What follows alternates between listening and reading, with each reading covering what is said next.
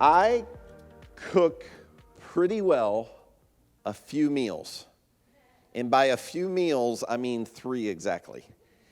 And I know I do pretty well with these because I live in a home, I'm not going to name any names, but where 3 women for a lot of years have said things like, "Dad, please don't ever try to make that again, please. That is awful." And they critique things that I say. I'll hear, "Dad, that was just so cheeseball. I can't believe you said that." Or, "Dad, you can't put that on social media." Or, "Dad, what are you wearing?" And so when I hear about these 3 meals, dang, Dad, could you make this again sometime? That's the litmus test that it's pretty good. And so it's a Christmas panettone French toast. I think I've done that 5 or 6 times now. A shepherd's pie, and a beef and beer. I marinate beef tips all day and then pour them over mashed potatoes. So that's all straight up comfort food, heavy carbs. And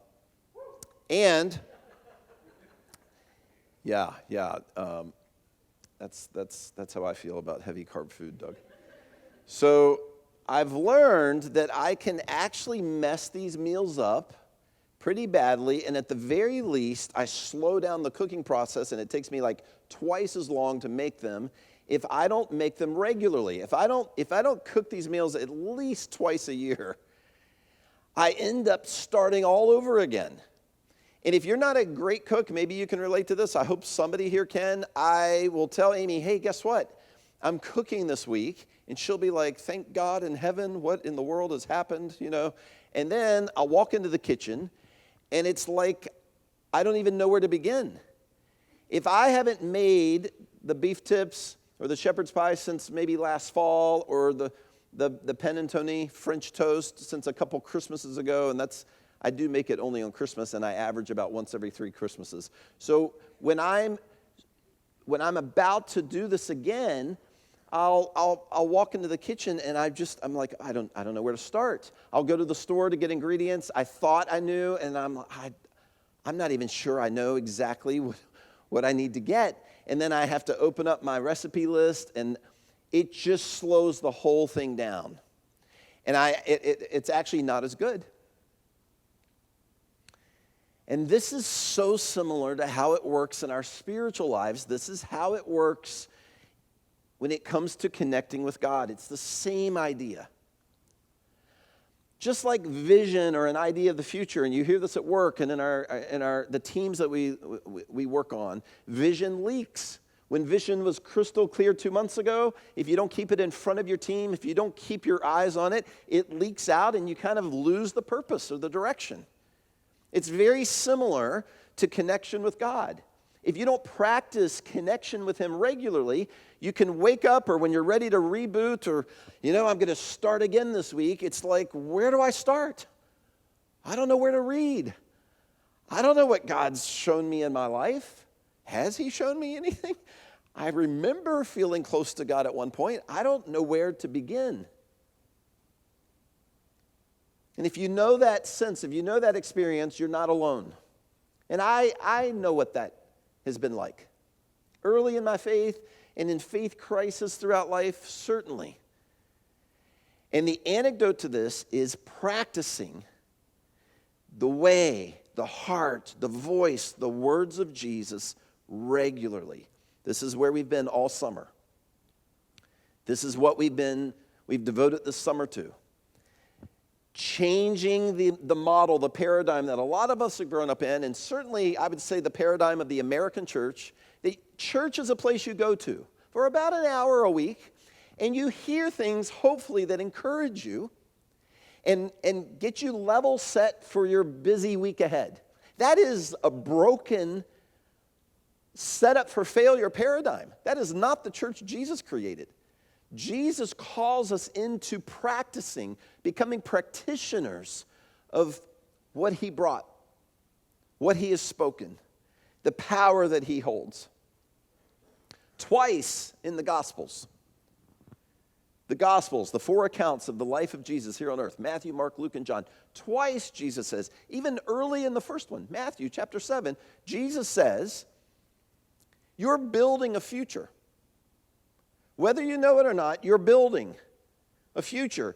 When you wake up in the morning, every hour that you spend and every day, the way you think about money, the way you think about your resources, your relationships, your friendships, the way you look at broken things that happen in this world, the way you respond, everything is an investment toward building. And Jesus uses the metaphor of a house. You're building a house.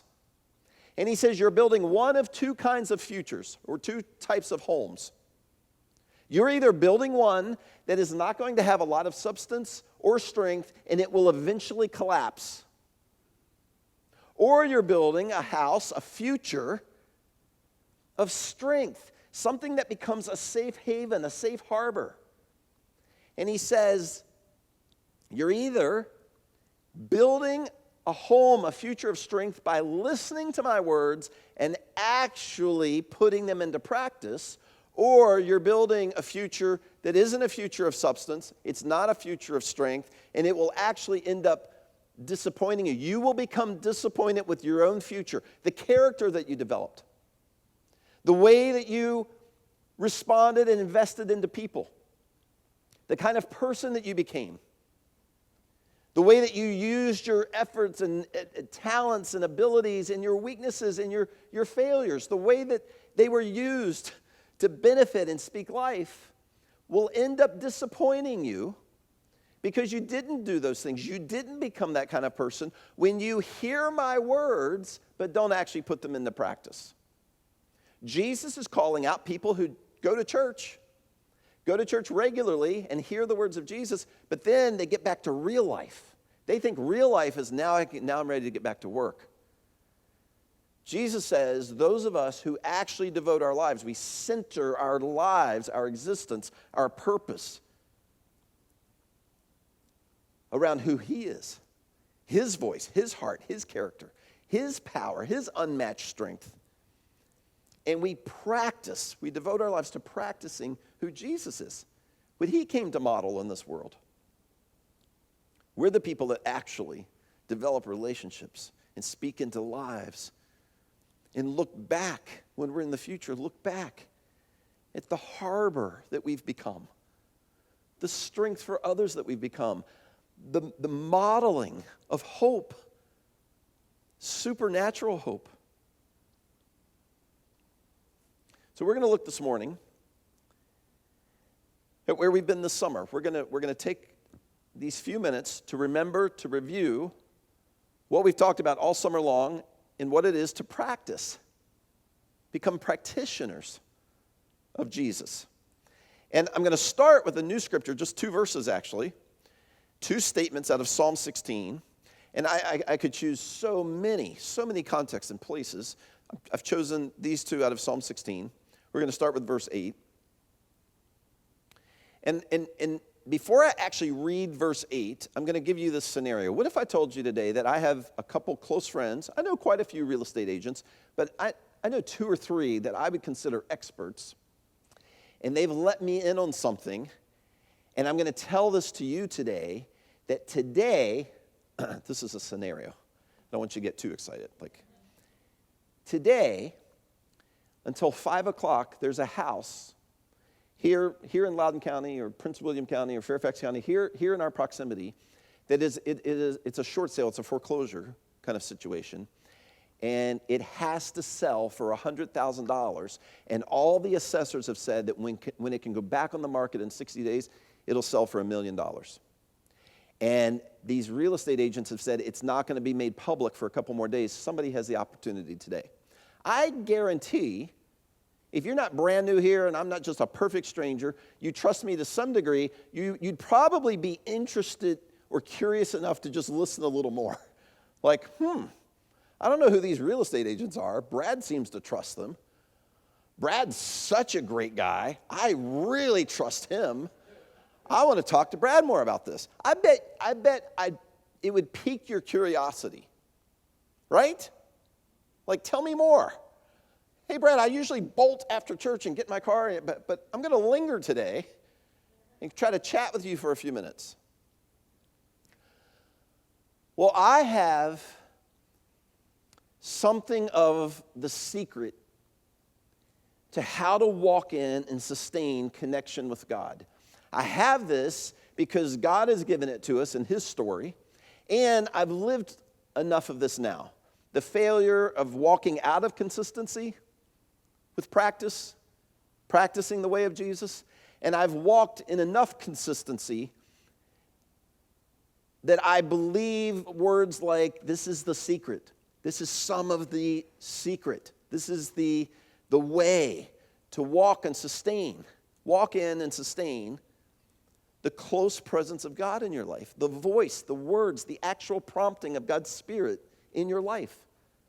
To see the strength of God perform things in your life and in the lives of the people around you that leave you speechless. Where hope for the future begins to replace what we're reading and hearing constantly in the news. There's this growing sense of good is emerging in this world. And I don't know how to explain it or prove it, because all around us we see negativity and pessimism, but there's something growing inside of me that is about the goodness and beauty of God.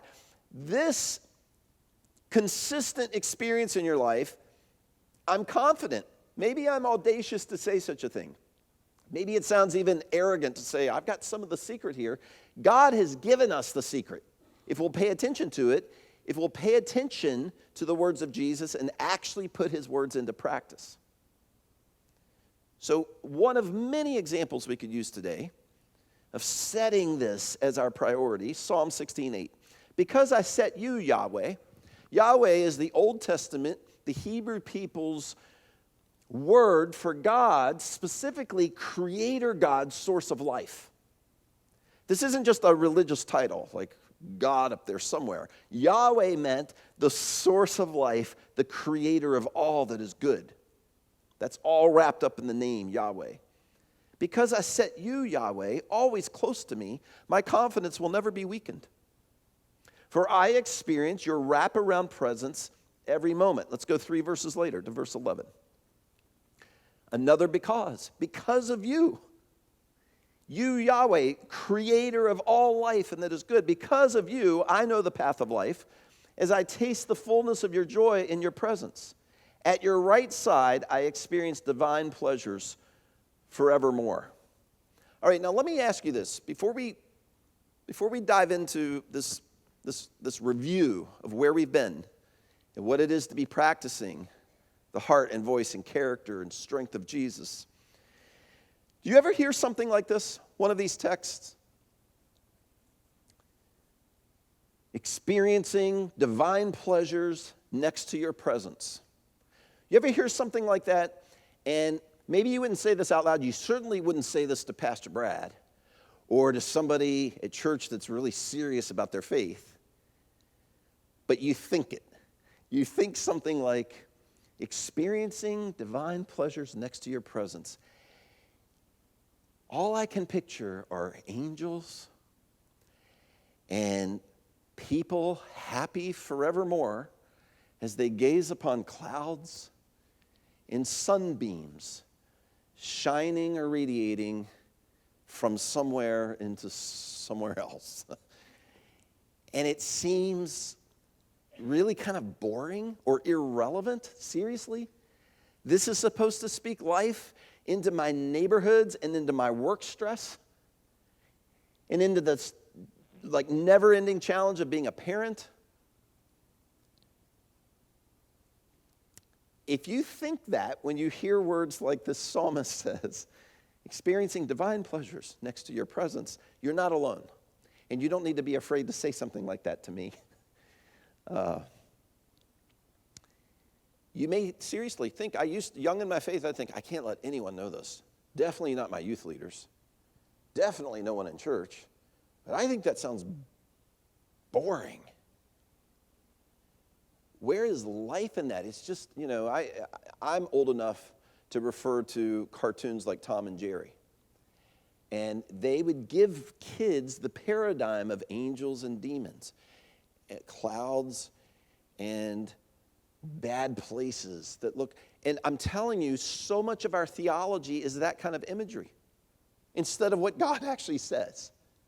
So to understand what the psalmist is saying here about setting Yahweh, Creator God, at the center so that I can be fully confident. Regardless of what's happening in my life, I'm confident because something good is happening. We need to go back to understand this, to relate to it, to see it as relevant for the world that we're in today.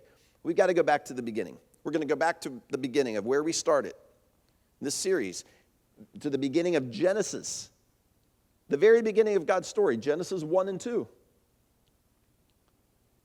You and I were created different than anything else in the universe, different than any animal, any organism, any kind of creation. Humans were designed to image God. We were made uniquely in the image of God, the ability to choose, the ability to create.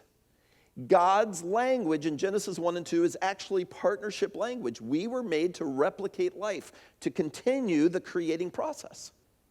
This is what you crave to be more than anything else. I'm telling you, more than a great retirement, more than success in your job, advancing your career, more than having really good friendships and people who like you a lot, more than anything, your deepest craving is to image God.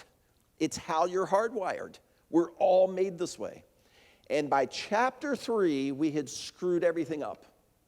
By Genesis chapter 3, we took God's calling and we warped it, and we decided, I'm not going to rule over the oceans and the air, the sky, all the animals, all the possibilities of towns and cities, replicating God's life. I'm going to warp what it means to rule, and I'm going to rule for me, for my control. This is what humans did, and we broke everything. We became decreators. And in the early pages of this, we see humanity unraveling. Murders are happening. All kinds of famines descend on planet Earth, and diseases and accidents and tragedies. And here we are today scratching our heads wondering, where's God in all of this? God has entered our pain.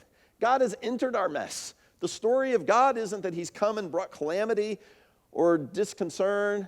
God has entered the story of human brokenness to begin restoring and calling us back to what we were originally designed to be. And this is why Jesus comes, and it's why he comes as a human. Jesus could have come as a great horse in the sky. Jesus could have come as a cloud that pulsates light and speaks to us through some kind of code. Jesus could have come as just a thought in your brain. Jesus came as a human so as to fulfill what humans were supposed to be, as imagers of God, replicating life in all ways, in all conversations, in all circumstances. He became the blueprint. He became the template. And then he says, you have a choice. You can follow the template and actually build a future where you are becoming more and more of the reflection of God that you were always designed to be, or you could just stand there and look at the template.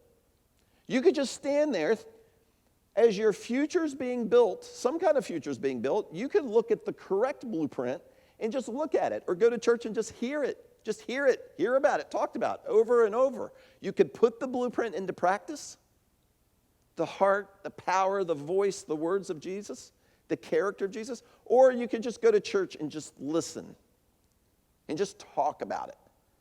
Jesus just says this straight up to us. He also tells us that our world is teaching us to practice. He's called us to practice his way.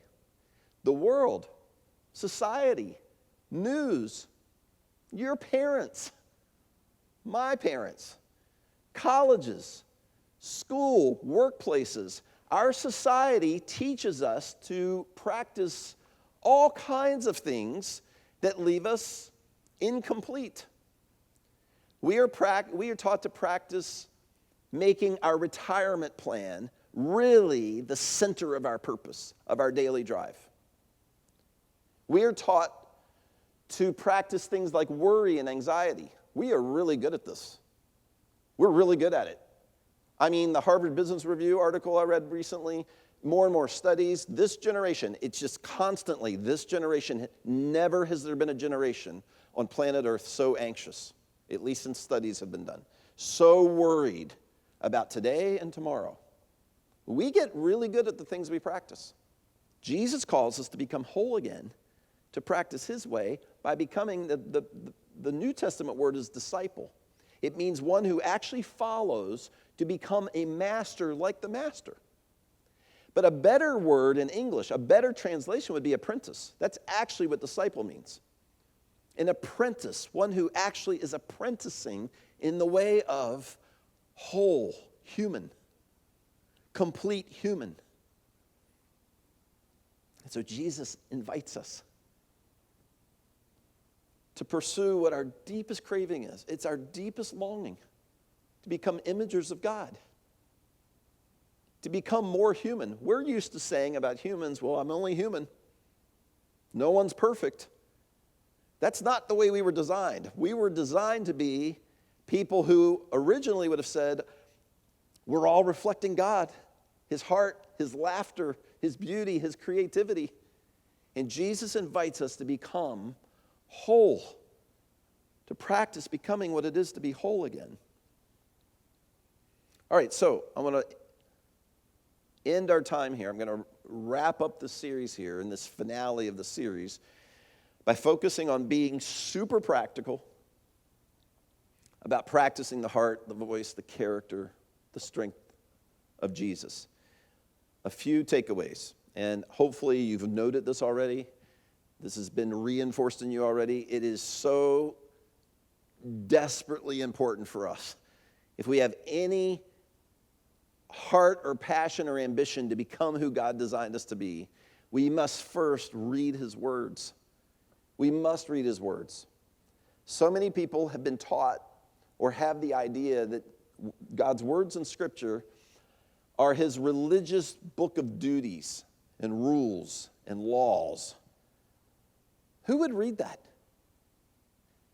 Maybe you'd start reading it, but I guarantee you're going to give up. You're going to stop. I stopped. When that was my thought of what Scripture was, eventually I'd stop. I'd get halfway through Genesis like, man, I want to go outside and play football. I've got homework to do. I mean, it's just not sustainable. That is not what Scripture is. Scripture is the story of God. It's God's story. It describes God's view of the world, what he thinks about brokenness, what he thinks about you when you've messed up or you carry shame or regret that you really don't ever want to tell anyone. Scripture tells us what God's view of the future is, what he sees humanity becoming eventually, which is whole again, back as people in Eden, imaging, reflecting, creating cities that actually reflect his greatness.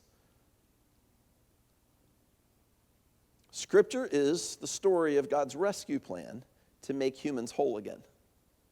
And see, when you have that proper understanding, it's motivating. You want more time in Scripture. You want to be consuming that story. Here's an example. I've been spending time this summer again in Psalm 27. I'm only going to read you a portion of this. And I hope you'll join me in reading, consuming Psalm 27 the rest of the month and the weeks ahead. David is talking about the challenges of life. Enemies are approaching and threatening him as young king of Israel. There's hardships. There's uncertainty ahead. And he says, one thing I ask from the Lord, this only do I seek. This is really the only thing I'm seeking, that I may dwell in the house of the Lord all the days of my life. The Old Testament temple was simply where God had placed his presence on earth. You wanted to be close to God's presence in the Old Testament, you went to the temple. And it became this picture of God has come to earth again. God has made his presence available to humans again. David is saying, I want that presence to define me. I want your closeness to define me. To gaze on the beauty, this is my heart, to gaze on the beauty of the Lord and to seek him in his temple. For in the day of trouble, he will keep me safe in his dwelling. He will hide me in the shelter of his sacred tent and set me high upon a rock. Then my head will be exalted above any enemies who surround me. At his sacred tent, again, a physical picture of his presence. At his sacred tent, I will sacrifice with shouts of joy. I will sing and make music to the Lord. This is life-giving when you're reminded, wow, Someone so long ago walked in success and became named by God the man after God's own heart, because his heart was to pursue more than anything else the close presence of God in my finances, in my work, my career, my business decisions, my relationships as a dad, as a mom. More than anything in all of my life, I want God's close presence to define me.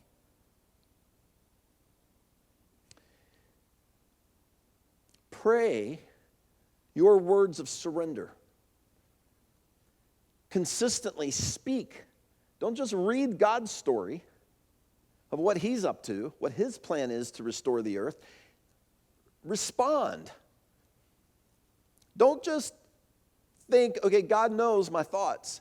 Respond. Okay, God, now I'm gonna, for me, I often walk. I refer to walking. Sometimes I drive. It's raining today. I'll get in my car and I'll just go sit somewhere. I'll go downstairs. There's a place on my porch. There's a lot of places you can go to. Okay, God, now I'm going to respond to your story, to your prompting in my heart. And pray, surrender. Jesus said, pray like this. Our God in heaven, you are great. You're the source of life. You are Creator God. Anything good that emerges in my life, it will come from your hand. That's what the beginning of the Lord's Prayer is about. Your realm, your power, your kingdom come in this broken world as it is in heaven. Prayer doesn't start with, God, this is what I need you to do. This is what I need. I need you to fix this. God, this work, this stress point in my life. Prayer begins with, God, I'm surrendering to your plan, what you want to do in me, what you want to grow and develop in me and in my character. Then come our needs. And God, you see what's happening here in my home. You see what's going on here with the person who's sick. God, you know my financial needs. They come secondary to, first, I pursue you. I surrender to what you want, to your plans, to your heart, to your power, to your timing. Last week, we looked at Abraham being willing, as morbid as it seems, willing to sacrifice his own son, not just his own child, but the future, the blessing, the plan of God. Abraham was willing to surrender even God's own plan. That's how devoted he was. That's how trusting he was to God as the source of life. Even if this doesn't make sense, if I can't explain what's happening right now, I'm still going to trust God as the God who's the source of life. The fishermen, before they followed Jesus, they were clinging to their nets.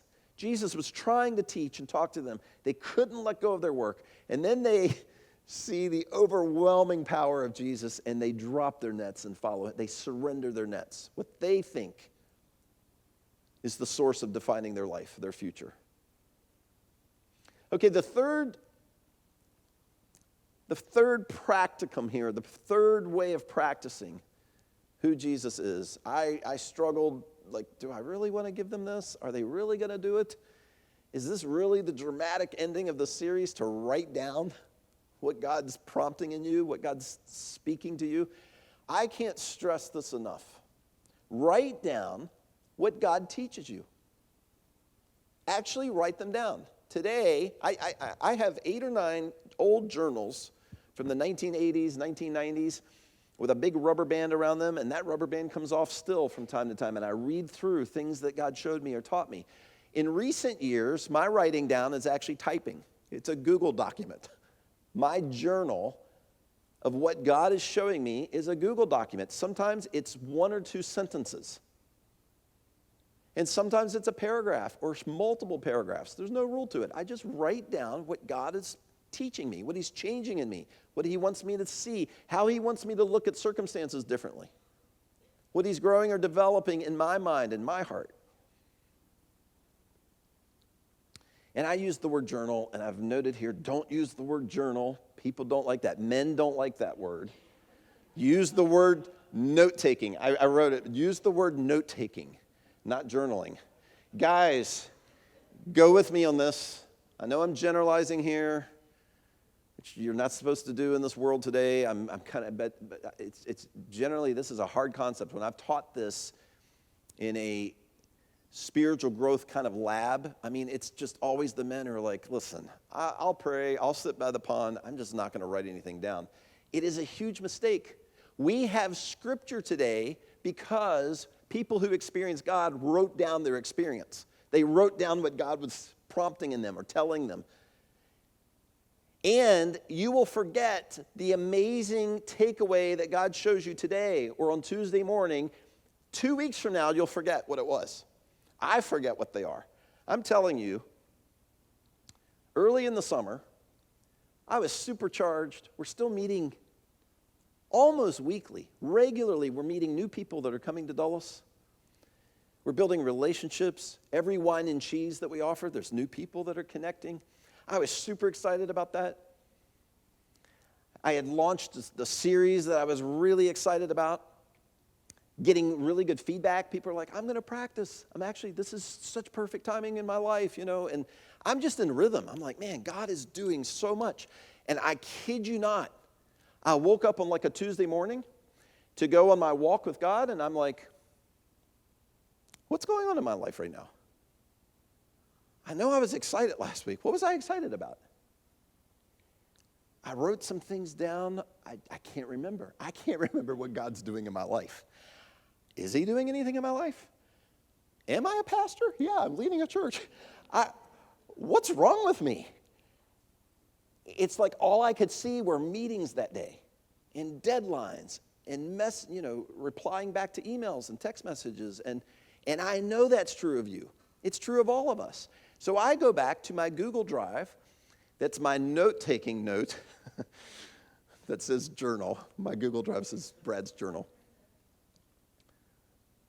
I mean, in 30 seconds, I'm like, oh, yeah, oh, my gosh, that conversation last Tuesday, that was a God conversation. I'm reading Psalm 27. I've learned something new from Psalm 27 I'd never seen before. That's right, another family came to church last week, and they sent this really great email. Oh, my goodness.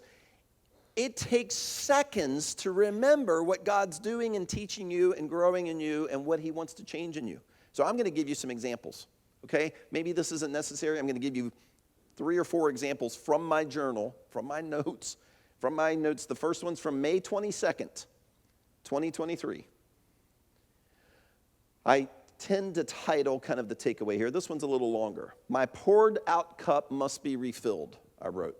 We're to pour out our cup to others. God's image, our story, our love reflecting him, and we're to do this every day. But what is empty must be refilled.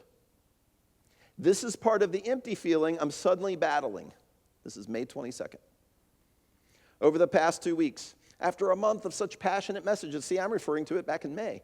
Passionate messages at church in this new series, even in the increased energy at church and new people I'm meeting. So this was an experience in May I was having. Even after all of this, I must passionately protect my refilling with Jesus for me and our church, for me to experience him consistently. It's a must. And then I ended it with a prayer. So Jesus, I want to pour out and create life every day. Please help me to passionately protect the refilling of my cup with you, for me to be alive with purpose, and for our church to experience you consistently. This is a must, Jesus, so help me to prioritize every day how to refill my cup with you. I realized, as excited and all the energy, our church is growing and there's lots of activity, I haven't been prioritizing God's voice quite as much the last few days, the last week, maybe week and a half.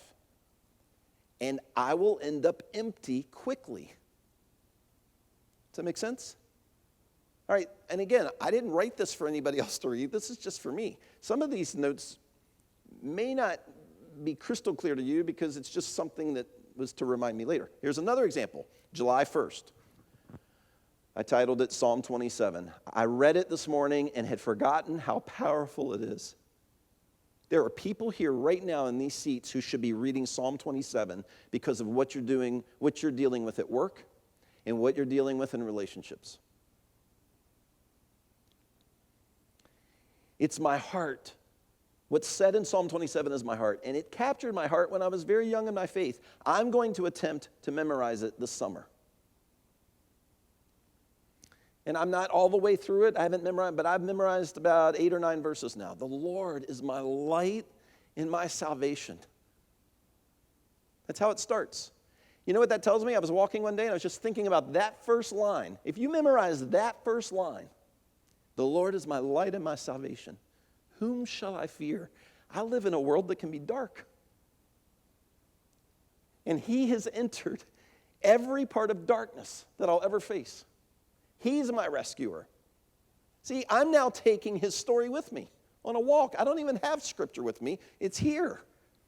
Okay, another example. Brad's journal, Brad's notes, July 7th. Amazing. In Ezekiel 47, the picture of the river flowing from the temple. Now, this may not connect with you as much because, again, this was my note to myself.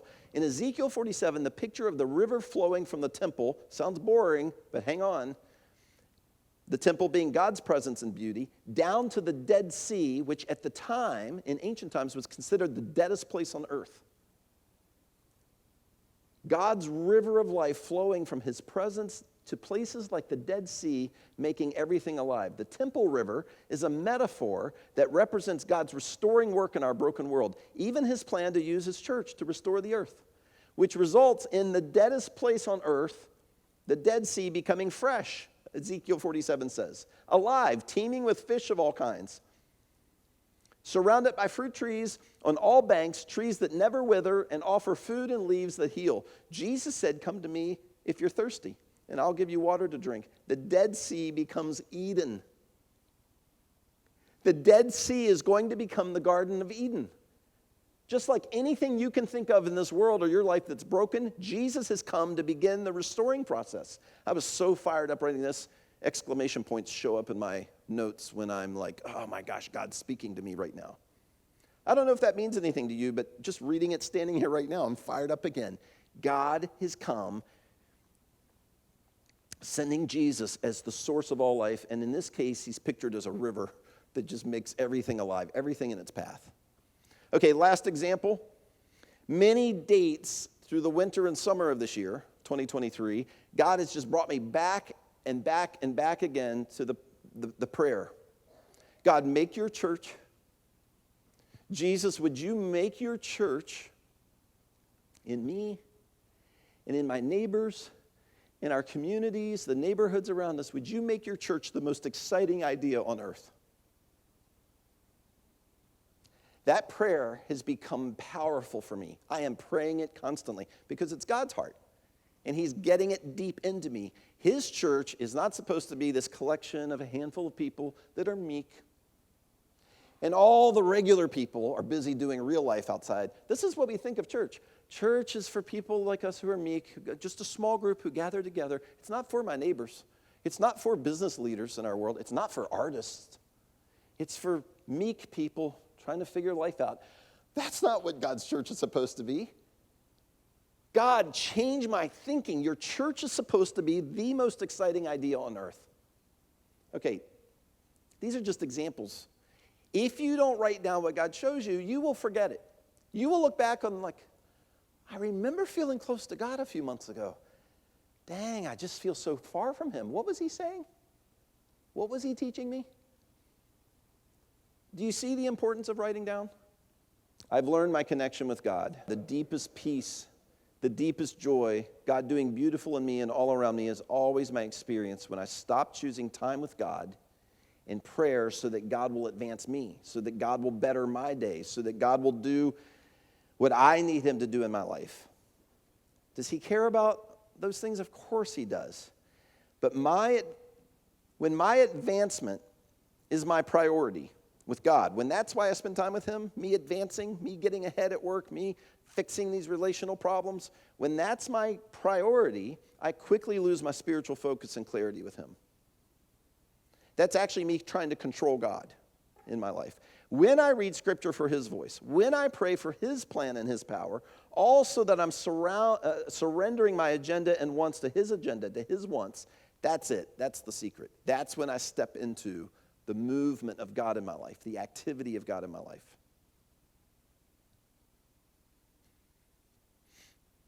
Read Psalm 27. Read Psalm 16. If you don't know where to start, if you're like, I just don't know where to pick up the Bible, read Matthew. Read Luke. The first gospel written actually wasn't Matthew, it was Mark. Read Mark. Go somewhere every day. Find a bench, find a pond, find a walking path, find a quiet place in your house, and start practicing this. And if you struggle, it's okay. We all struggle. If something doesn't make sense, say, I'm going to ask this question at church. I'm going to ask Brad this question. I'm going to ask this in a group. Join a community group. If there's not a community group this fall that works in your schedule, start one. Find a couple people. Go to coffee with them once a week. Become an encourager. Speak encouragement. Practice speaking life. It takes practice. If you're newish here, join us today for wine and cheese, just to hang out and get to know each other better. And don't miss next Sunday where we talk about Jesus' picture of his church and how relevant it's going to become for the SpaceX's and Googles of our world. I mean, if that connection doesn't work in your head, we're going to talk about it next Sunday. God's church is the most powerful, dynamic, most influential entity on the planet. Our society just doesn't know it yet. And I can't wait to talk more about that with you.